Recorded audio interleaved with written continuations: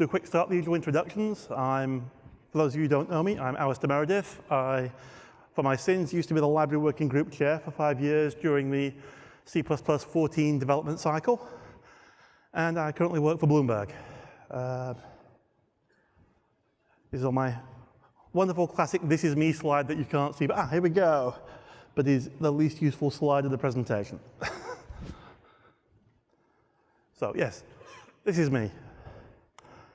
And from the schedule, you might have seen that this is the first of 2 talks.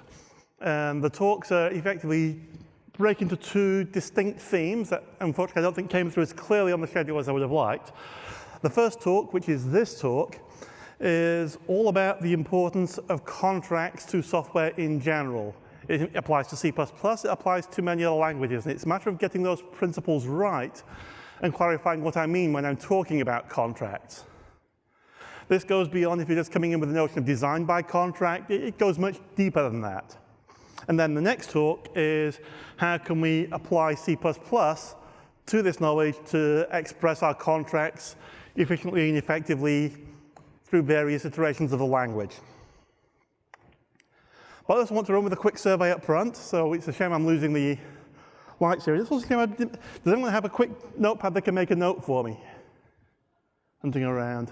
I'm going to have to jump into my slides and start making numbers. This is just a very quick. No, I need to jump out of that mode. For reference, and we've lost the screen. Does this have to drag across or mirror? Okay, what I wanted to run was a quick, I can't do my mouse very well here. Because of course they've fooled me on which is which side. Very quick survey.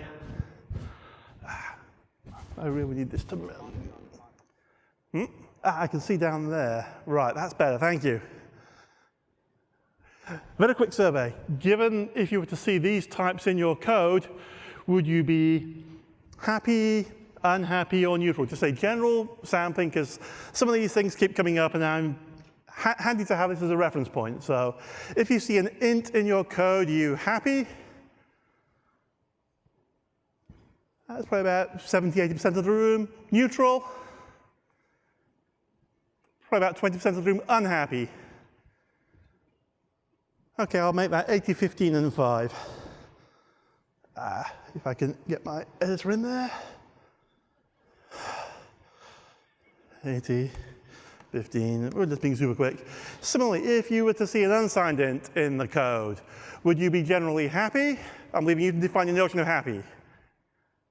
I'm seeing about 5% of the hands again. Neutral?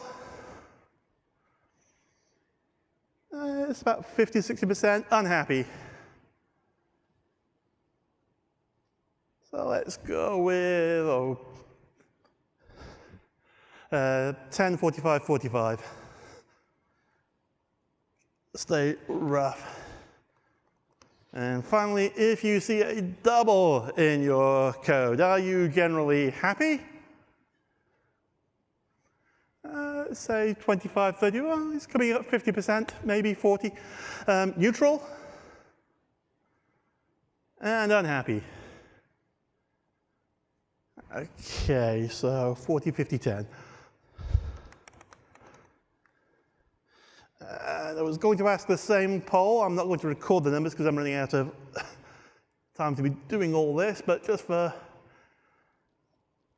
quick show of hands. Similar question, if you see a const char star in your code, assuming these are all representing strings, are you generally happy? Small number of hands now. Neutral? It's maybe 30%. Unhappy? Let's say 5, 20, 75 on that one. String view, if you were to see that in some modern code, which is a C++17 type, assuming you know about it, would you be happy? About 40, 50%. Neutral? Probably about another 40%. Unhappy? Only 3 or 4 unhappy, so that's Interesting. If you can see a string running around by value in your code, would you be happy?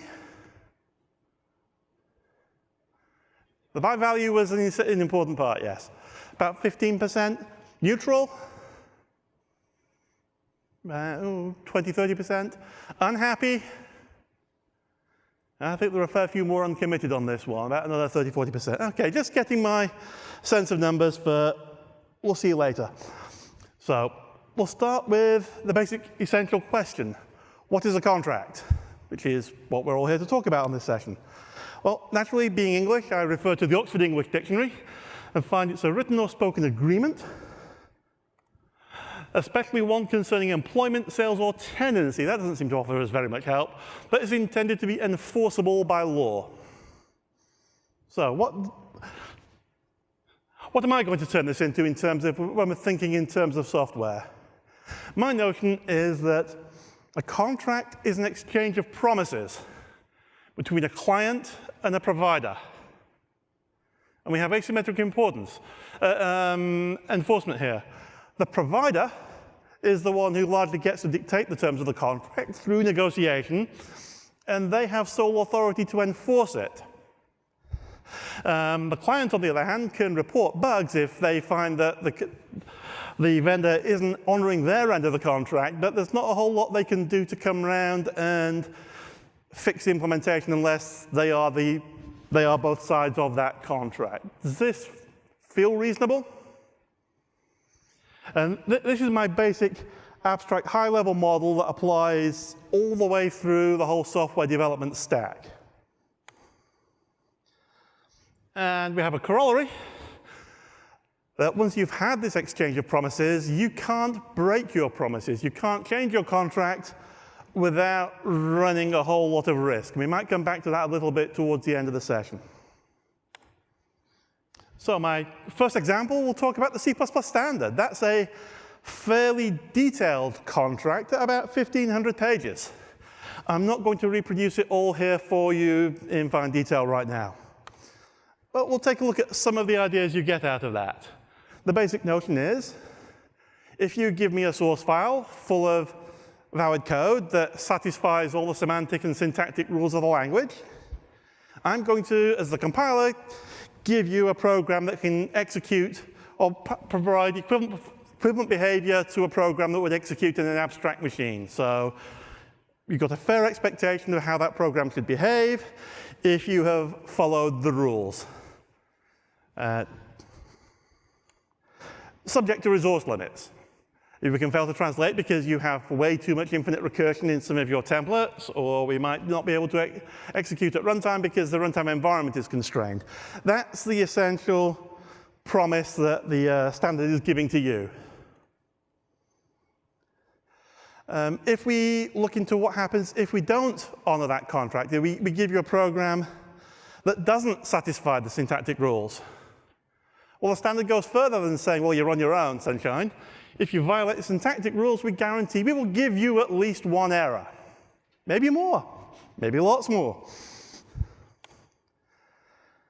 And if you violate some of the semantic rules, or at least, a subset of the semantic rules that the compiler thinks it can know about, but we'll tell you which that subset is, again, we will diagnose at least one error. On the other hand, just because I've given you those errors, I can still give you a program. Might not behave as you expect, or it might. That's the great joy of undefined behavior. So the essential rule is, if you go beyond the rules where I've given you the guarantees that I'm going to report an error, you're going to get undefined behavior. If I spit you out a program, even after diagnosing those rules, the odds are you're going to get undefined behavior. What can happen with undefined behavior? Anything at all. I don't want to go into all the examples of pregnant cats and a variety of other things that people like to throw out at this point. I think I'm hoping we've all got a strong enough intuition that undefined behavior is not a good thing, and it's really hard to predict what your program's doing, even trying to diagnose and fix the bugs at this point. So try not to get there. That's your responsibility to satisfy your side of calling the contract.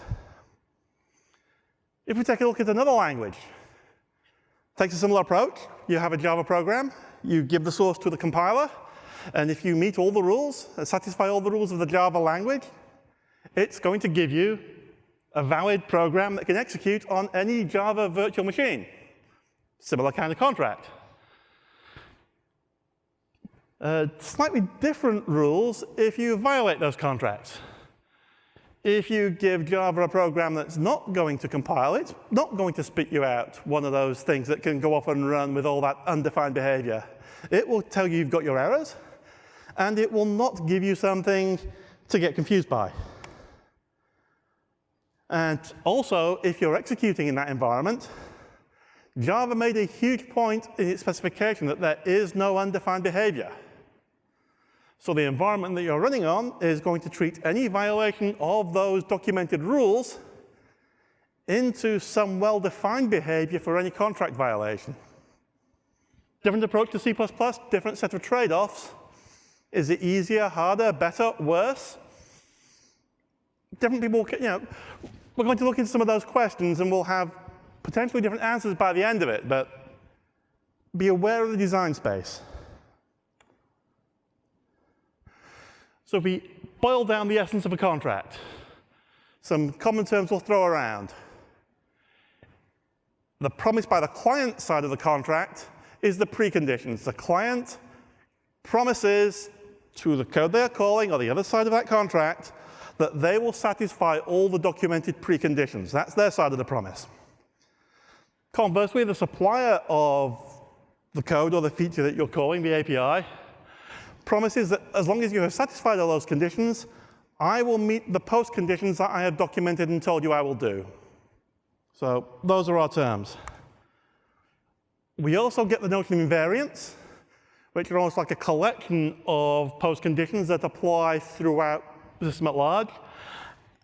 And error reporting, because if I can't satisfy the post conditions, that's possible. I'm going to potentially have to have some way of reporting errors.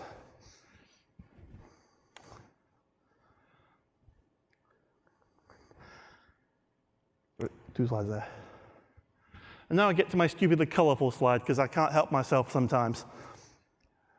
So preconditions, as I say, they're the client side of the contract.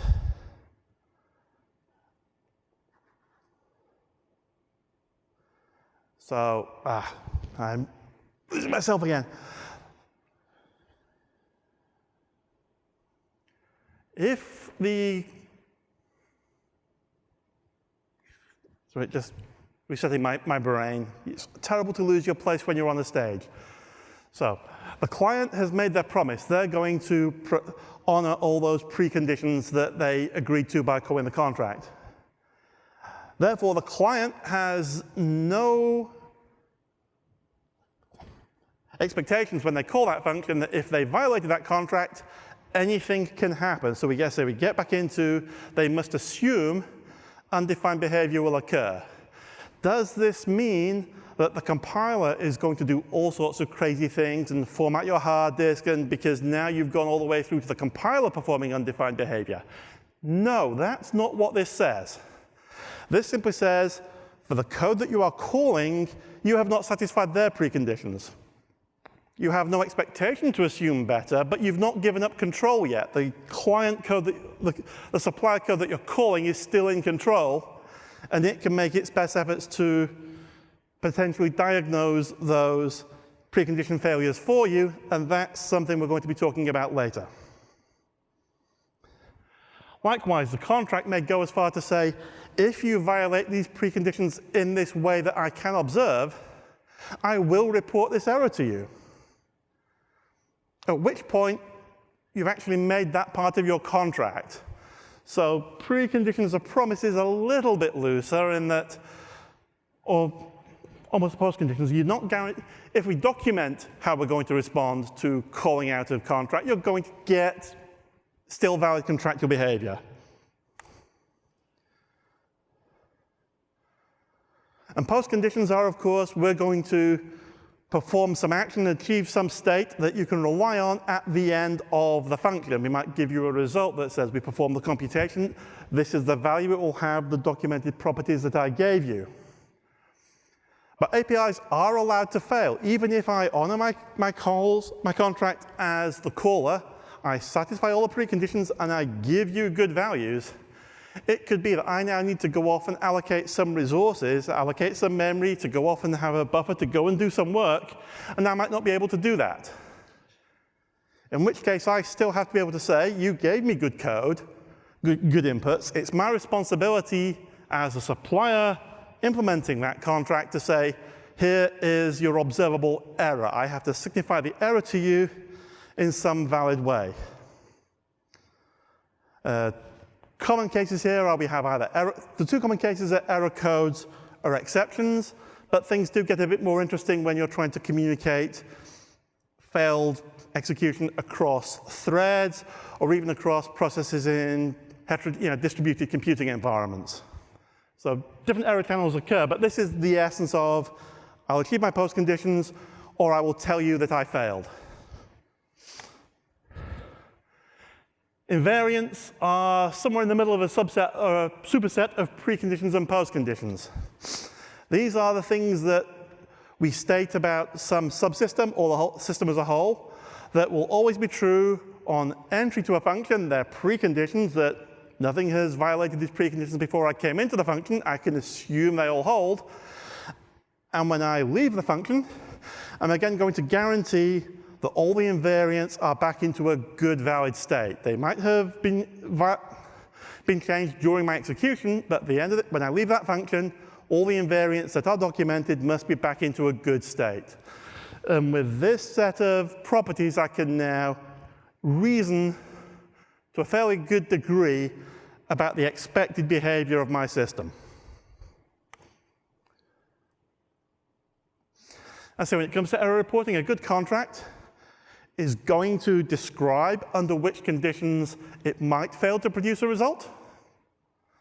It might signify that, for example, as I say here, by returning an error code.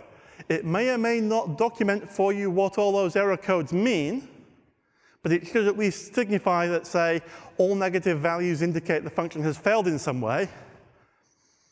A helpful contract will tell you what all those negative values mean, so you can then take corrective action.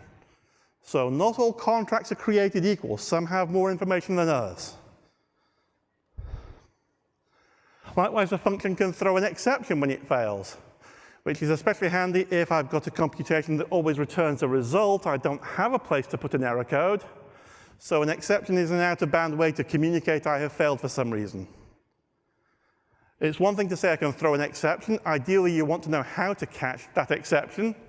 So typically, I'm going to throw an exception of this class or that can be caught this way, and potentially a variety of exceptions and under which circumstances they can be caught. Which brings us back down to the basic set of guarantees that you want to consider when you start thinking, how am I going to write a contract? How do I apply these principles? And the basic guarantee is that if a function fails, no invariants will be violated, no resources will be leaked. If you can't honor the basic guarantee, fundamentally your system is broken. So this is an assumed level of a guarantee for any system, or should be an assumed level of a guarantee for any system implicit in any contract that you see. Then we've got what I'm calling the atomic or transactional guarantee. In C++ context, this was similar to what people would call the strong exception safety guarantee.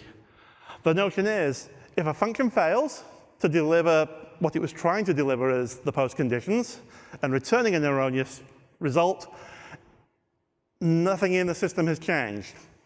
So we either completely succeed atomically or transactionally and commit the result, or we fail and no change occurs. And this can be a bit more expensive to deliver, but it's got some very nice properties when you're reasoning about a system.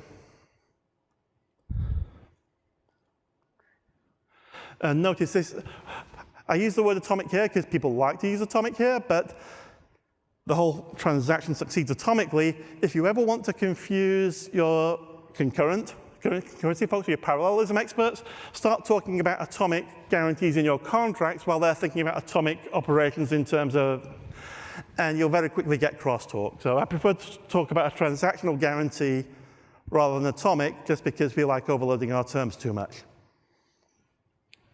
And the final important guarantee is the no-fail guarantee. This function, you can guarantee it's going to succeed. There are no error paths. A simple accessor into a class typically has the no-fail guarantee. I'm going to go and look at my data value. I'm going to give you that value back. I'm going to give you the reference. There's no meaningful way this could or should fail, so we just give you that guarantee. And again, once you know which code can or cannot fail, that's important when you're trying to provide the atomic transactional guarantees to know at which point all subsequent operations have the no-fail guarantee. I know I've successfully completed my transaction and can get out.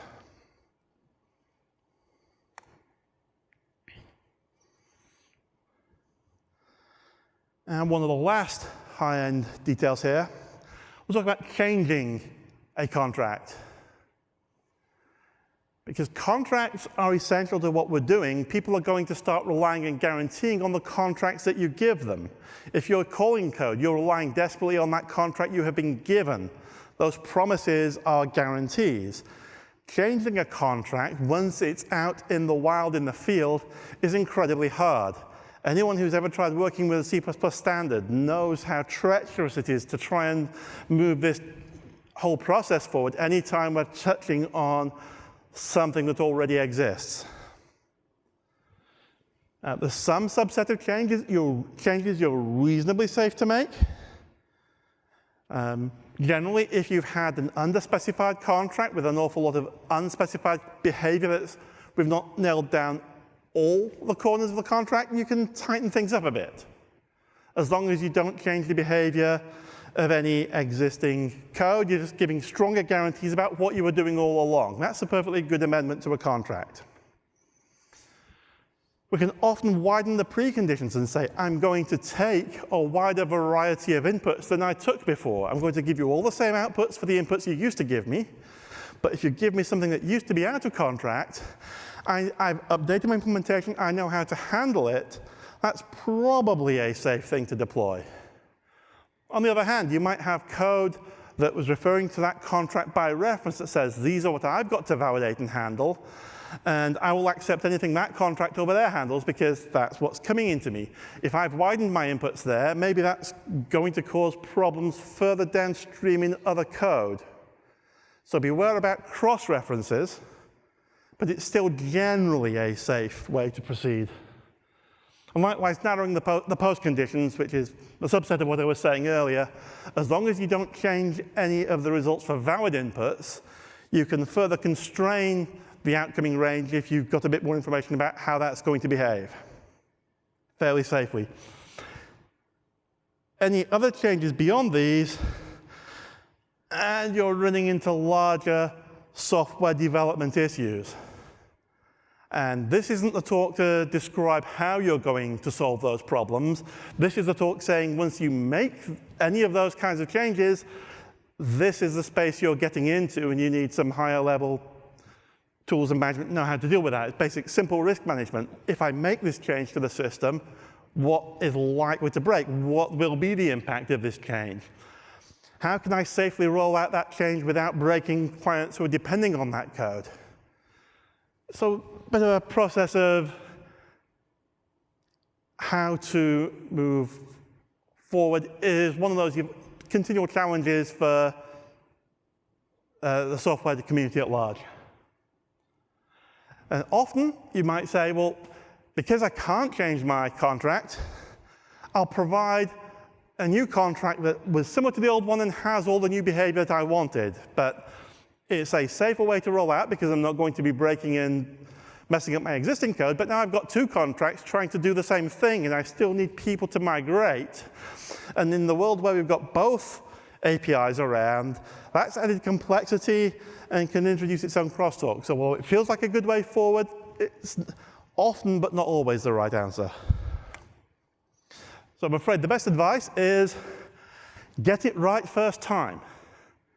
It's a terrible thing to have to live with, but when we're publishing code, when we're publishing our contracts and documenting what we're doing, we're committing to things that are going to be forever hard to change.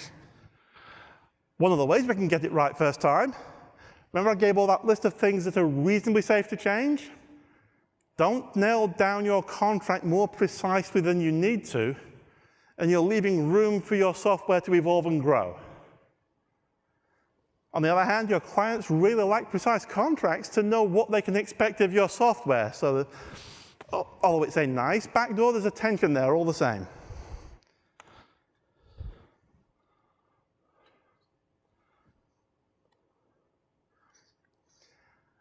And before jumping into the last set of examples I'm going to go through with this, some other terminology we found extremely useful at Bloomberg, and we managed to infect the standard community, I think, C++ standards community with these terms.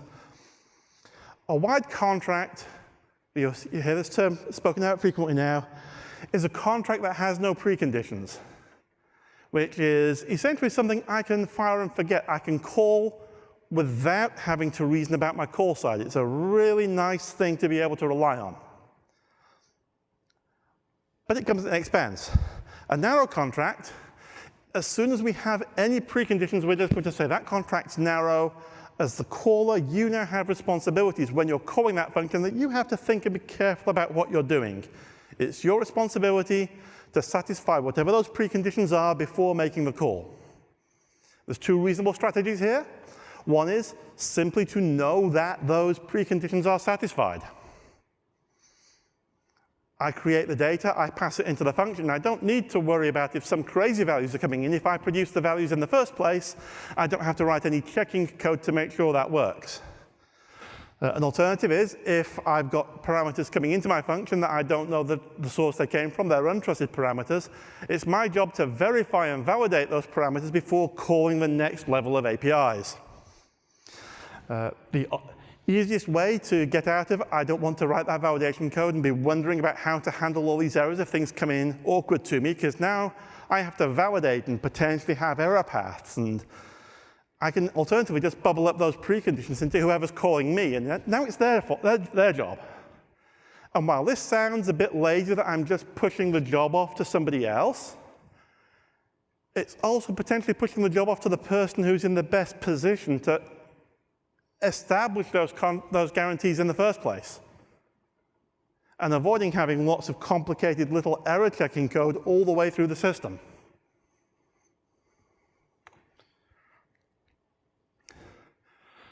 But this is again where I want to go for a simple gut reaction type question. If you've got a function coming your way that you're writing, calling, whatever, given my notion of wide, narrow contracts, as in wide contract, there are no preconditions. Anything you give me as an input, I have to handle when I write that function, even if it's just throw an exception, give you an error path. Alternatively, a narrow contract says, I'm going to put your responsibility out to the caller.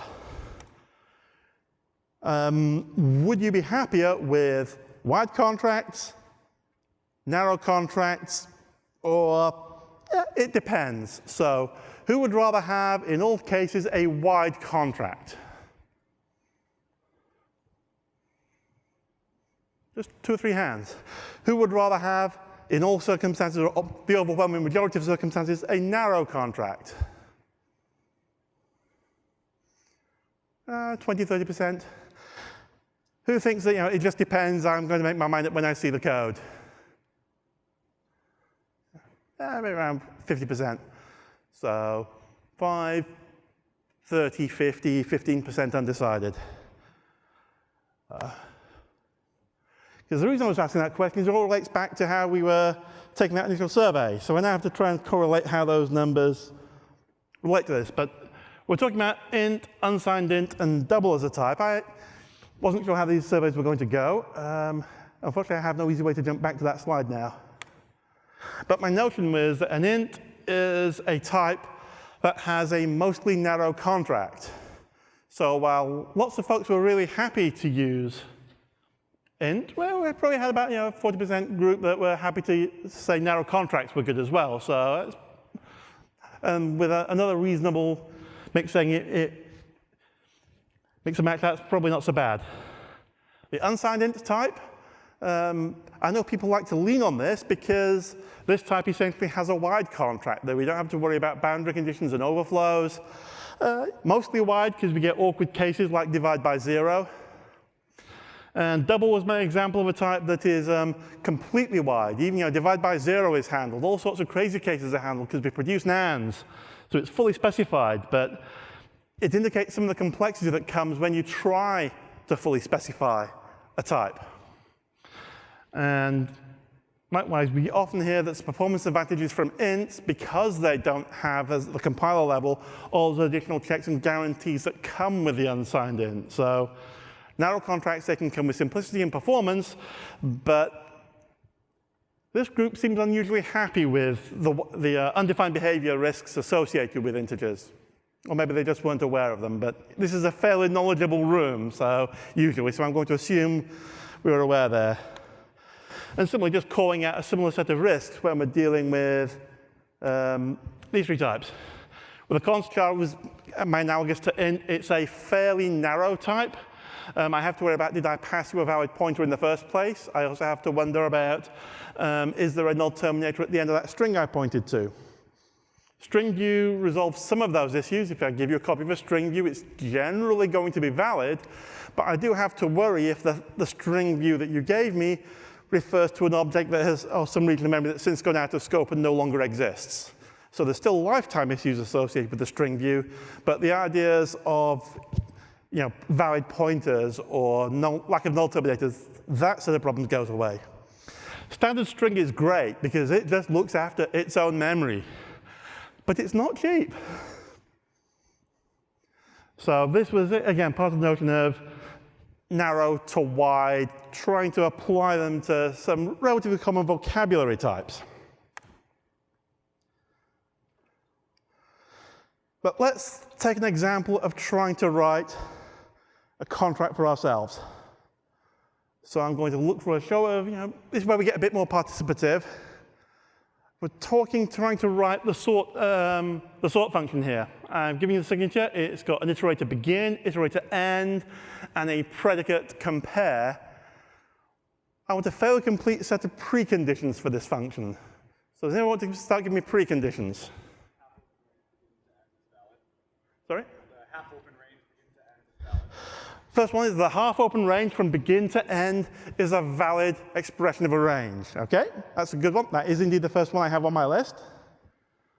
Any other suggestions? Most implementations require the iterators to be random access.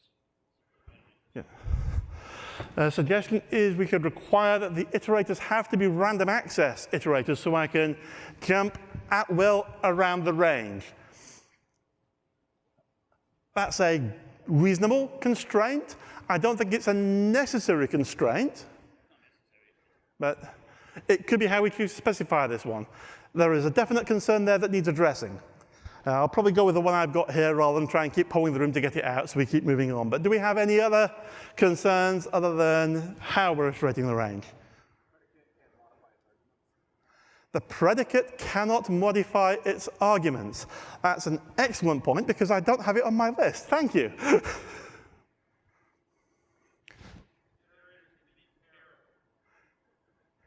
The iterators need to be comparable, which is another great point because I don't have that on my list because I'm halfway between assuming what iterator means, but we haven't made any of those guarantees yet. So yes, the iterators themselves have to be comparable.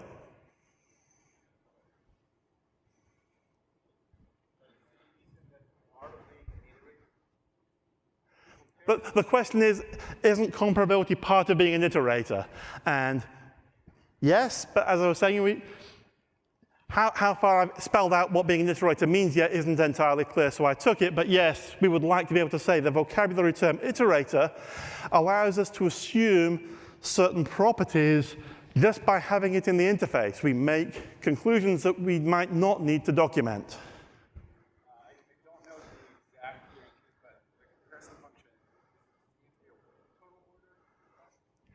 Yes, OK.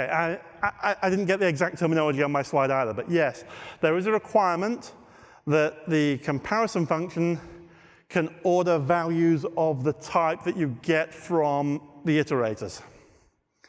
I don't think that's a sufficient requirement, though. I didn't think that was. Yeah. You've got the type-based requirements, but I don't think that's enough. We actually have the requirement that for all the elements in the range that you can perform that operation.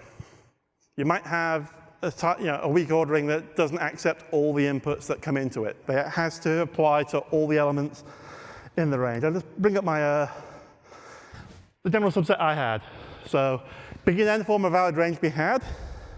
When we talked about random access iterators, the main concern is that the range has to be at least multipass. So I can repeatably iterate over the range. I can probably do better with random access, but as long as I can reliably iterate over the range repeatably, I'll be able to perform the sorting. The comparison function, as I say, can be called for any two elements. The elements in the range, in order to produce my postcondition, I need to be able to exchange them. So we actually do need to require that the elements are swappable. And the general notion we get from the standard that iterator and predicate can be freely copied. We could argue that that's part of the iterator requirement. Whether or not we need that for the predicate, it's something that the standard requires. I'm going to see if I can simplify that contract a little bit. This might look a bit more familiar if you're thinking of something like C++20 coming up with the ranges and contracts proposal. We might be able to sort a range. And by reducing the property to a range, that simplifies and lets me assume further a variety of my concerns about iterability of that range. I say we require range as a reference to a valid range. There's an interesting property here. The range object is required by the language to be valid. It's a matter of whether the range concept itself allows for invalid ranges. And that's actually a property of the ranges proposal we're looking at landing in C++20. That all that matters for a range is that essentially it's a regular type, so I can assign it values. And if I'm holding an invalid range, I can't pass it to an algorithm that needs a valid range, but I can always assign it a valid range. And that ability to have stale objects that I can assign good values to is important. Because even if I construct a valid range, if the thing I'm referring to goes out of scope, my range is invalid, and I have no easy way to query and test that. But as long as I can give it a new valid range, that's the notion of the model that the standard's going with here. But it means I now need to ripple up. As I was saying, you might find this notion that requirements ripple up the requirement that the actual range I'm going to sort is valid. Again, the compare has the same requirement for comparing two elements and the ability to swap the elements. Moving on. The other common question we get on the sort function is, what are the postconditions? So we'll start with a simple one. I can basically say the range is sorted according to the compare function. What's the other postcondition? None of the elements have been modified. Yes, I think that's a correct statement. Apart from that, now the elements have been modified because we're modifying them by doing the behind you. Sorry. There's an issue of defining sort in the way that you did, which is you are assuming that you cannot do the sorting by changing the iteration on the container, that just like you would sorting a list. Yes. So the point is, with the preconditions I have given on this sort algorithm, I'm assuming that I'm going to achieve the sorting by swapping the values within the range, rather than if I've got something like a node-based data structure, I could just be re-indexing the nodes. That would be a different algorithm. It's very appropriate to certain data structures, and these are the kinds of things we think about when we're trying to document what are the preconditions and requirements on our algorithm. If I'm putting this through a data structure that I know more about, I might be able to relax some of the constraints, such as the requirement to swap. And then we could have, no, you can't change the values. That's not quite the algorithm we're looking at this time, though. Thank you.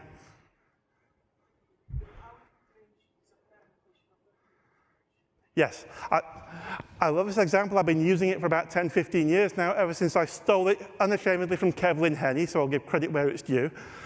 But yes, the output range has to be a permutation of the input range.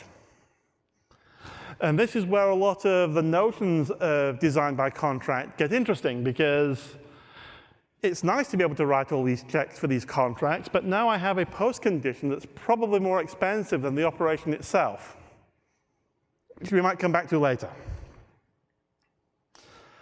Are there any other postconditions I missed? Those are the only two I had, but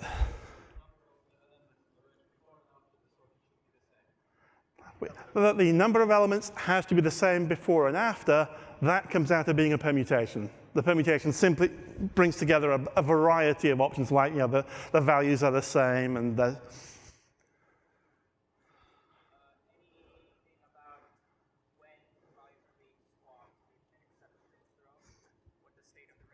Excellent. Question about what happens if an exception is thrown during the swapping or the comparisons, which is where my next slide comes in. What are incidentals that I've not mentioned yet? So behavior if an exception is thrown is something I might well want to document. Any other concerns we can think of here?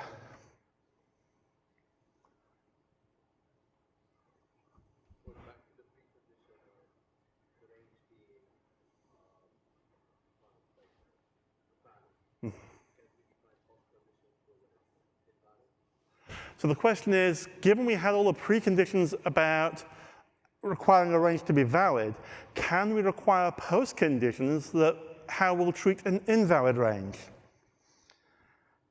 Maybe is the answer. Can I detect observably that the range was invalid? If I can detect in code certain cases, I might choose to provide additional guarantees, which would, as I say, that's what I call widening the contract. I'm saying you're giving me other varieties of inputs, and I'm going to contract would give you diagnostics when that happens.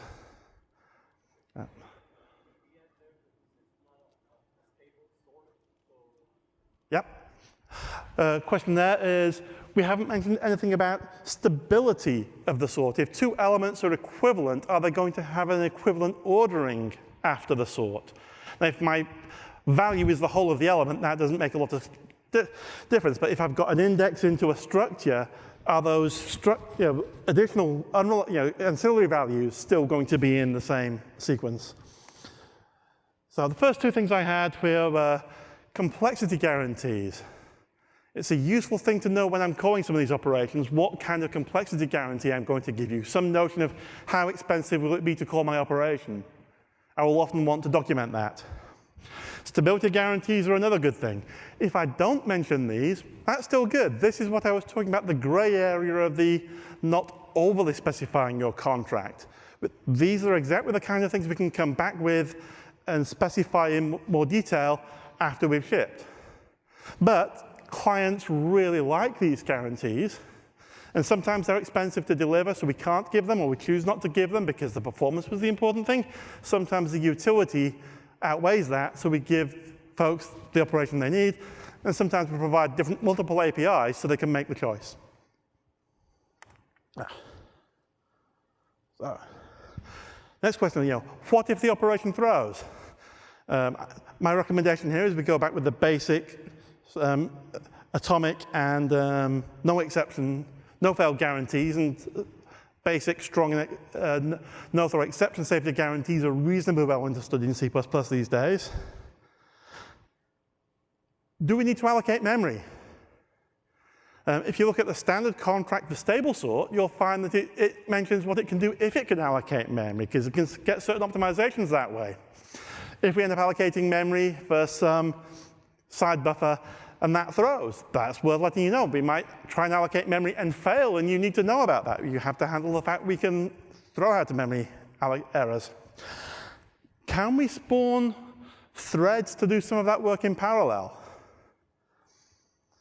That is a surprisingly useful thing to be aware of, because it puts constraints, hopefully not onerous ones, on the comparison function. That it has to cope with the fact that I now might have multiple threads comparing objects.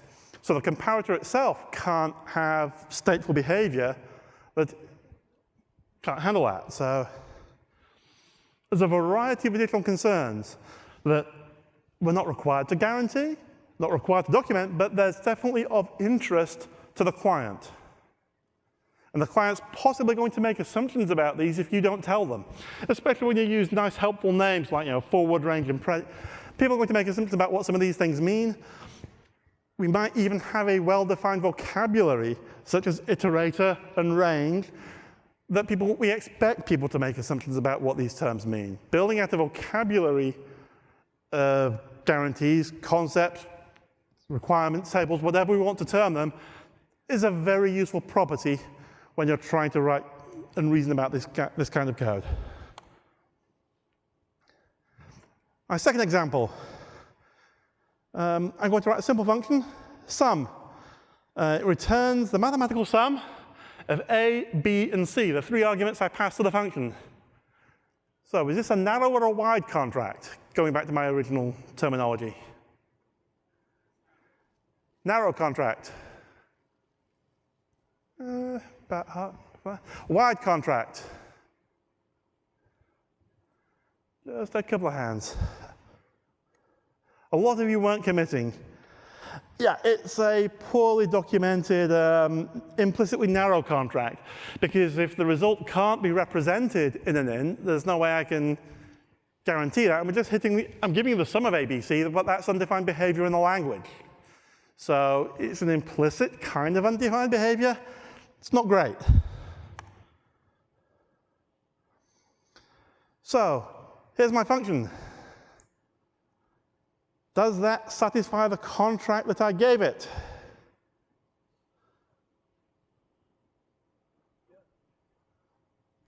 So I'm going to hit hard undefined behavior in the language when I hit call that. Even though I can represent that sum correctly, if I evaluate the straightforward version, it's an error. So the question becomes, is that a bug that I need to fix by tightening up the contract because my implementation is wrong and I fix the contract so my implementation is correct?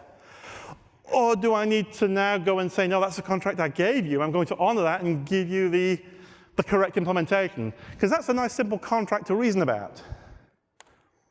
But the implementation gets a bit more interesting when I want to implement it. So first of all, I'm going to compare if A and B have different signs. I know that I can guarantee I can add them together safely. And then I can just get the right result, assuming that C isn't going to overflow. I can then figure that one out.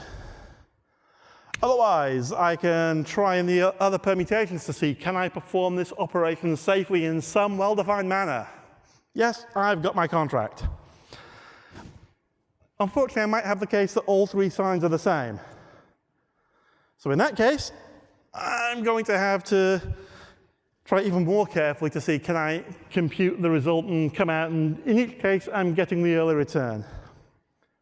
At the end, if none of these code paths works out, I come into this contract violation part. And as you can see, we have a simple undefined behavior here. I've dropped off the end of a function that's supposed to return a value.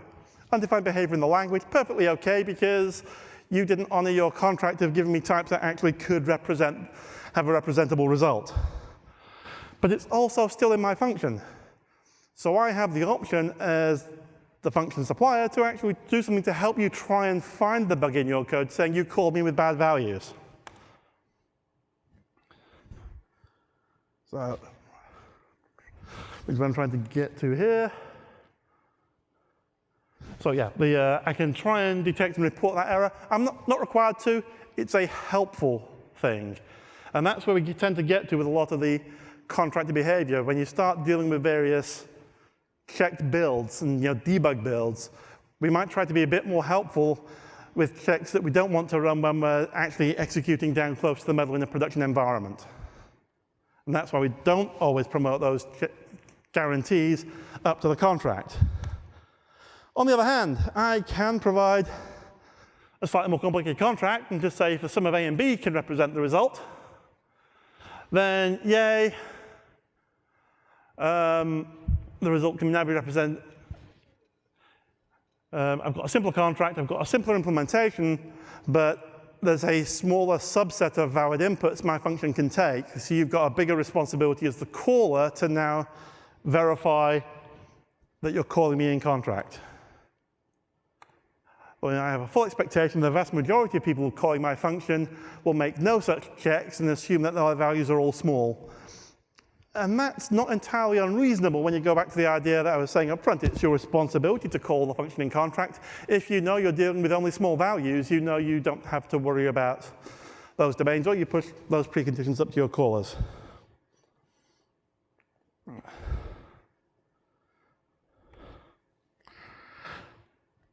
So one last attempt to do this in a simple way.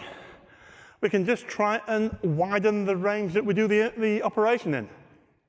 We'll put A into a long, plus equals B, plus equals C, and as long as the result comes back, I now have, without having to do all that crazy branching and everything else, the real answer I can return my sum. Yay! Does this work? I'm hearing a few no's. Does someone want to tell me why this doesn't work or might not work?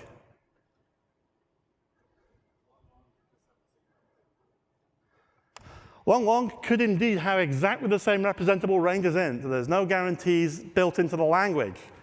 So I'm saying this is my portable correction. I now put the static assertion in to catch that, but it just means my program will fail to compile if that implementation is not going to work. But at least it's not going to go out into the wild and do strange things at runtime. I have 5 minutes to run through the next notion, so I'm going to try a little bit late starting. I'm going to run through this quickly. The last notion of when I'm dealing with contracts, we get the notion when I'm building classes, simple versus complex constraints. The idea of a simple constraint is I can reason about a constraint in isolation without having to worry about any other properties, members, or elements of the class. So if a class has got 3 data members, A, B, C, I can address them individually. Whereas with complex constraints, there's operations in joint between them. So if I've got a date type, I can't just add 1 to the month if my day field is at 31. I've got no guarantee there'll be 31 days in the next month. So when you start dealing with these kinds of complex constraints across the fields, you have to start providing operations that manipulate multiple values at once, and that has an effect on your design. So here I was trying to just design a simple integer range class. I've got a notion it's going to represent, here's a contiguous sequence of numbers, 1, 2, 3, 4, 5, or 18, 19, 20, starting from a first number, and there's 2 reasonable ways to represent this. I can have the first and the last, or a first and a length. And it turns out, just going to bash through all these slides, if I go with the first-last approach, I've got a complex constraint, because I've now got the requirement that first has to be before last in all these cases. I'm not going to handle reversed ranges. Whereas when I have first length, I can change first, and I'm just translating the range up and down. I can shrink and grow. If I have first is int max and a large length, I can even represent integer ranges over integers I can't represent, which is another interesting property. But so in many ways, the latter representation, being simple constraints, is easier to work with.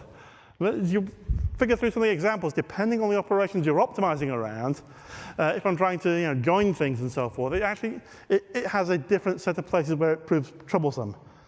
So this is just an aspect of contracts to think about when I'm designing a class. Can I simplify it by keeping more of my types independent so the contracts that I give you don't couple too many of the members? Just by taking a step back and thinking a little bit more cleanly about the design. I think I'm just going to dash through those. And jump to my closing advice. Contracts in general, now the guarantees we give you in English, because I'm using English, that's the language I speak, it's the common lingua franca I mean the French, of most documentation in the IT industry. It should be the language of your audience. If you're a German developer targeting an audience of largely German customers, of course you will document in German. But I'm using English as shorthand for the audience here. You can provide some of your contracts in code, but the more of the contract you provide in code, it turns out, the more of the implementation you're leaking through the encapsulation. So the more you can keep the contracts in English and out of code, the more flexible you are for your ability to evolve that code in the future. Sometimes writing things in code, though, is a much more concise, precise way to write things, so there's still a balance and a trade-off. General notion, as a client, I want to think that the contract you give me, it's precise, it's correct, it's complete, so I have no surprising behavior when I use it, and unambiguous. I can read the contract and know what it means. But in general, I say no more precise and complete than needed if you want to have the ability to evolve and manipulate and move that code forward in the future, even if it's just responding to bugs. And at that point, I'm just coming up to my hour, so I'm going to call an end. Any questions? Before we get into the second slide presentation in about 15 minutes.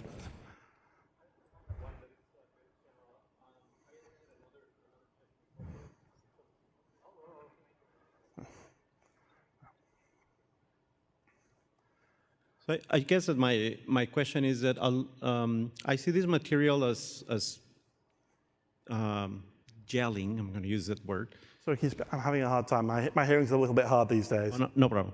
So I see a lot of this material like condensing or putting into practice Liskov substitution principle or Eiffel precondition, postcondition, invariance checking, right? And some other work. My assumption is, are you going to move in, like in the next session, to more into the C++ aspect of creating these contracts using, types? Well, the question is that throwing around the terms precondition, postcondition, and invariant obviously invokes thoughts of Eiffel. And am I going to be in the next session be talking about how C++ might be getting into that space, perhaps in C++ 20 maybe? Yes, that will be part of the next session, but the next session is it's a part of it, but I would be lying if I said it was all of it. It's largely how can we express contracts cleanly through code without overly burdening the documentation, finding that balance. So there's lots of natural ways C++ can already express implicitly properties of contracts for you. That's what the next session's about. Hi. There's one slide you mentioned that using a first, a last is a more complex contract. Mm-hmm. I don't think so, because at the time you write first and last, you don't immediately know whether there exists a last, because last may overflow when you work through the length of steps, right? But if you have first, last, yes, you only need to compare those two values. Then you will know whether it's a valid integer range. Sorry, I need to compare what, sorry? If you have a first, last, you only need to compare those values to know that you have a valid range. But if I have first and last, I can just compare them directly to each other. Yes. Is one less than the other, and I know I've got a valid range. But I don't know that they're in a domain I can compare, especially if they're only forward iterators. I can sort forward ranges quite happily with merge sort type techniques. And forward iterators, I can't necessarily compare that one is or the other. Can you go back to the slide on integer range? It's about 50 slides back this way, but we'll get there.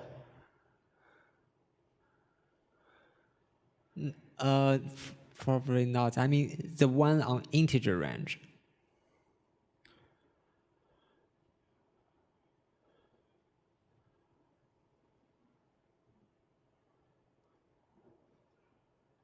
This one? No, the one on integer range. The one on integer range. On which range? Integer range. Oh, integer range. You mean when I was doing the sort functions? No, that's me gone. Where was I doing the integer range part? I forgot. I'm trying to remember which example that was now.